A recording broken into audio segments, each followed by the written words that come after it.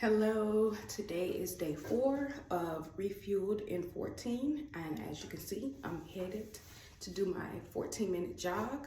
I'll come back and do my Bible study. I will have to run an errand this morning, so I will probably go to breakfast or something like that, and then I will read at breakfast, so I get my reading in, and it's neither here nor there.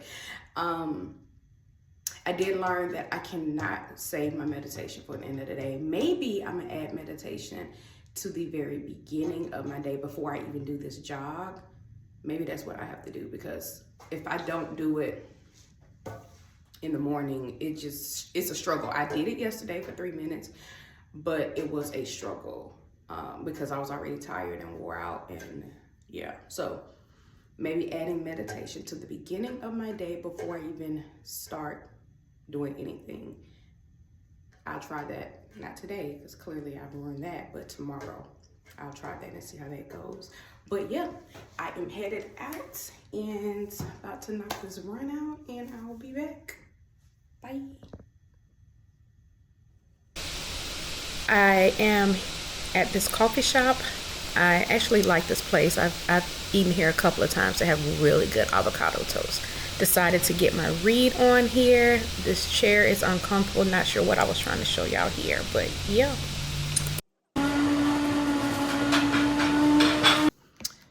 Hello, good evening. Today is day 4 of refueling in 14. I have done my reading. It was interesting to see the statistics and the facts behind why we think the way that we think, and why we always say it's important about what the media puts out there, because it does play with your mental. That's why people still clutch their purse when Black people walk past. I do. I still clutch, which is so messed up, but no, I'm joking. When some white people walk past me, I clutch.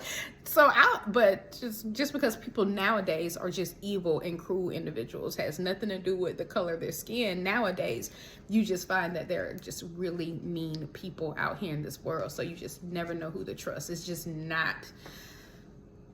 different. People are mean. Anyway, that was my learning from today. And then I've already had my Bible study. I sat down earlier and did my Bible study because I had time on my hands. I was going to do it later after I cooked. I will insert a picture of what I cook, because I'm always cooking. My son wasn't going to cook, but he makes me nervous, even though he really can cook. He really is a good cook. But I had something in my mind that I wanted to try. I wanted to make a bang bang salmon bowl. But that bang bang sauce was not bang banging, so we skipped that, and I made a garlic honey glaze that he wanted. So I put something together, and it hit. So I made some brown rice, baked some salmon. I just cut it up in like bite sizes, and then I made a glaze with garlic paste, honey, butter, garlic salt, garlic powder, and some lemon juice. Then I made broccoli and a cucumber salad, just cucumber, salt and pepper, and white wine vinegar. And so, of course, it was like a bowl, but she was bussin'.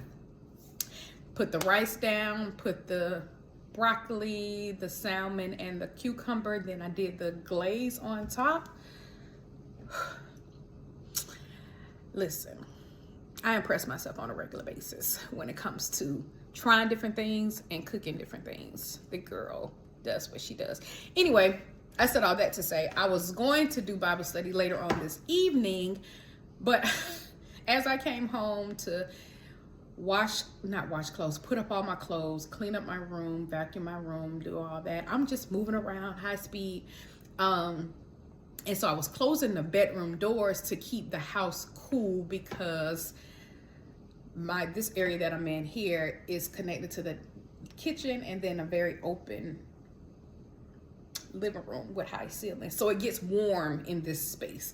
Even though it's pretty shaded, it gets very warm in this space. The bedrooms will be cool, but around 4, 5, 6 o'clock, it'll get warm. I don't care what the thermostat is on. But if I keep the doors closed, then again, it keeps all the air from trying to disseminate towards throughout the house. And anyway, I was closing the doors and I locked myself out of my bedroom, right? So I put a lock on my door eons ago. Of course, I have a son, and now he's about to be 23 Sunday. Matter of fact, he'll be 23. But when he was younger, he would ramble in my room. He would go in my room, and you know, I never knew it, but I can tell because I knew when something was moved, so I knew he was in there bothering stuff. Anyway, ultimately put a lock on the door. I haven't used that lock. I can't tell you the last time I think I've locked that door. Even if I'm in my room and I close my door, I don't lock my door.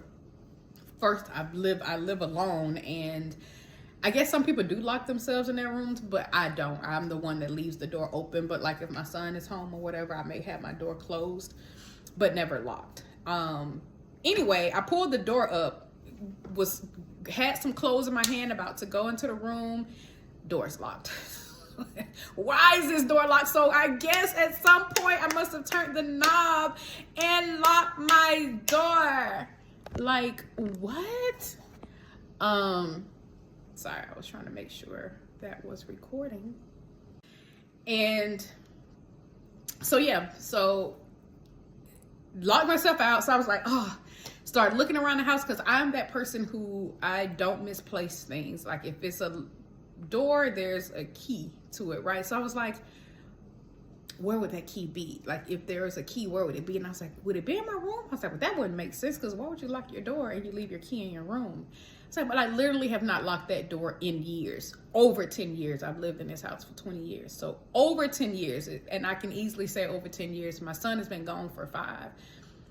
And at least by the time he got to high school, he wasn't rambling anymore. So I knew I wasn't locking my door anymore. It was just really elementary school, probably an early part of middle school. Where would this key be? So I do have a key ring, a key chain where I keep all the keys, like keys to the back door, keys to the storage unit, just keys. I was like, it probably is on that. That would make sense. But then again, it wouldn't make sense because that's the key ring that I leave out. So it wouldn't make sense for me to lock the door and then give my son the key to the room. So I was like, I bet this key is not on here. So I looked through what every household has as a junk drawer, but my drawer is extremely organized. That's because I recently organized it. So I was like, yeah, it's not in here, because I would have remembered I don't have just miscellaneous keys, or I would have put the miscellaneous key on the miscellaneous key chain that I have. Nevertheless, tried all the keys, looked through areas that I know I would house a key, as far as like my office drawer where I have my office supplies. That would be the only other place. Anyway, needless to say, I was like, oh, I'm gonna have to knock the door down. Why did I think I was powerful enough to knock the door down? So here I am bumping into the door. I watch way too much TV. It's like, yeah, that's not, and I heard some go like cracking. I was like, ooh, do I want to tear my door up? That's the key. Do you want to tear your door up? Is it worth it? I was like, but I got to get in the room. Like my candle is lit. My phone is in the room. Like my phone was in the room. I was like, oh. Even my son, even with him getting off coming home, he would be useless, because what is he going to do? Like he probably could have knocked the door down better than me, or we could have worked together. I don't know. But I was like, girl, you're going to have to call a locksmith to unlock it. Which I know is dumb, because we know they about to knock your head off to be in there for like a hot millisecond and open this door. But what are you to do? Either I'm gonna pay a locksmith, or I'm gonna have to pay to buy another door, because I'm gonna have to tear the door down because there's no key and I gotta get in my room. Came in, luckily I had my iPad, so I was able to go to Google and just found the first locksmith that came up. He answered, somebody came within 20 minutes. So I set off to that to say, while I was sitting here, couldn't do anything, God had said, girl, be still, because I was just moving around, knowing I had done my Bible study, knowing that should have been the first thing I did before I start playing around doing everything else today. He sat me right on down for a good 20 minutes waiting on this locksmith, and I started reading, I had already started reading John. I just wanted to start somewhere. Like I read and do like studying on different topics, but I was like, well, let me just read and get an understanding. So yesterday I started reading John, and then started reading it more today. So when I was reading it yesterday, it was funny because of course John the Baptist came along and was baptized, and then everybody's like, who are you? Like, you're not, what did it say? You're not Elijah. They was just pretty much calling him out, like, who are you? Who are you to be running around? And he was like, listen, I'm not Christ, but he coming. Like, he's pulling up. I'm not Christ. I'm just here pretty much doing what I was told to do or called to do or whatever the case may be. And it was so funny because I would start thinking about how people always say the Bible is translatable. Like, you can translate the Bible to current statuses and current states. And people are always questioning what God has called you to do. Like, mind your business. Like, this don't even have anything to do with you. You questioning me. I'm telling you I'm not Christ. But I'm setting the path. I'm paving the way because he's coming. Like, he coming. And I'm just doing because I know what I saw or whatever the case may be. So I thought that was kind of entertaining, to say the least. It's just that little bit when they was like, well, who are you? They were just calling out all kind of people. Like, he's like, I ain't even tell y'all that's not who I am. I'm telling you now that I'm not that person.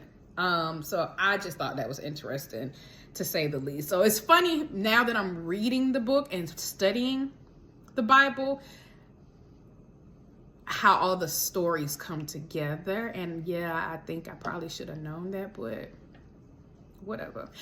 I'm like probably most of anybody that's learning or want to learn, how you know the stories. I know the story of John the Baptist, but I didn't know the story of John the Baptist. So even just knowing the story of John the Baptist and then reading how Matthew, Mark, Luke also talk about the exact same story as far as John the Baptist. And it didn't register. Like, you would see those lines in those books by those disciples, but it wasn't resonating to me. It wasn't resonating that they were literally repeating the concept of, I came across John the Baptist, him and Jesus, and, kicking it for the most part. But I was like, oh, because they were there. They were telling their story, and it was, duh, Kimberly. But it was a revelation for me, and I was so proud of me because I learned something. Like, I learned something on my own just by reading and making it make sense to me. Like, you can hear your pastors teach about it and quote scriptures left and right. But until you actually start reading it for yourself, it then starts to make sense. Like, granted, it's still a lot of stuff in here. Not a lot of stuff. 99% of this book, because I have not read it yet, 99.9% of this book, we ain't there yet. But that little 0.01 that I got today and over the last few days, and your girl is about to start teaching Bible study. I'm joking. Nah. But I was proud of me because now that really motivated me, and it gave me just that little bit of a opening, or that little bit of a understanding, or that little bit of hope to say, you know what, this is something that is achievable. The Bible is not that complicated, right? Because here I just read 3 different books and they all just said the same thing. Not the whole book, but the stories are the same especially when you sounds like the concepts are the same. The stories are the same when you're talking about certain things, right? And I think we all get the gist of, especially with Jesus in the New Testament. But yeah, just to read it all and then to now be like, oh, okay. So now that I'm reading John, where was that at? And I know it's a whole bunch, because even I was reading, I think, the book of Jeremiah, and baby, they were playing in the book of Jeremiah. Like, I'm not sure what was going on there, but they was playing with God. So yeah, come along on this journey with me. I'll probably make a little more structure when I get into talking about asking God rhetorical questions as I get more familiar, or as I don't get more familiar, because I'm learning, and I'm absolutely okay with saying that I'm learning, because that's pretty much the way of the world. You will forever be a learner. You should forever be a learner, should I say. You should always be trying to improve yourself. You should always be trying to learn. And my current mission is learning the word for myself, right? So I'm gonna make that real clear. Like, I've always been a believer. I always had faith. I could quote a couple of scriptures. I don't even care about quoting scriptures. I really care about understanding what the word says And if I don't know the exact scripture, because my memory just doesn't retain certain things, like maybe somewhere down the line I'll start retaining, like, to quote, but I'm not trying to do that. Like, I just really want to have an understanding of what the word says, to where I have the knowledge I need to tap into to be a better person and to share his word. That's my goal. Not to quote scriptures. Like, that's just not. As long as I understand the concept and I can articulate the concept and I can share the concept and I can pretty much just figure out where it's at. Like, I know somewhere in John, they said this. Matt said something else. You know, your boy Luke, he was on another one. Like, that's what this is how my Bible study sounds to me in my head. I'm literally reading sometimes. I'm like, God, y'all trying it. This man did not say he was Christ, but who are you? And are you this person? And are you that? Like, sir, who are you? Mind your business. Either you getting baptized with this water, because I'm baptized with water. This guy that's pulling up behind me, oh, he's coming with that fire. Like, and that's what it says, actually. It says come with that fire. That is so funny. Don't mind me. I am enjoying this journey that I'm on, and you all should come along with me. We're just asking God some rhetorical questions and we're getting answers. So I will see you all tomorrow on day 5 of Refueled in 14 days. Bye.